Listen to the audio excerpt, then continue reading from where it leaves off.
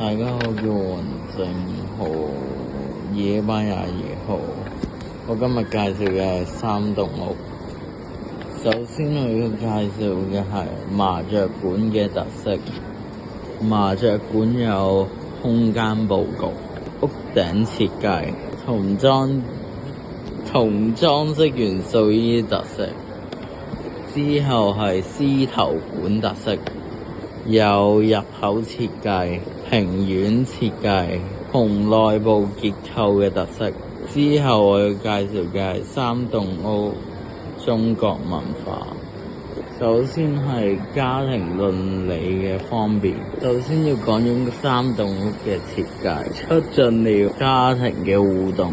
之後係與大自然和諧共生，3棟屋嘅植物和水景體現了天人合一。最後係3棟屋在現今社會的保育與發展。文化傳承方面，3棟屋的保護和修建好重要，可以提供公眾意識。旅遊與經濟發展方面，3棟屋可以吸引遊客，實現商業化、現代適應與創新，改造同創新，提高居住舒適度。多謝大家，我今日嘅 presentation 到呢邊。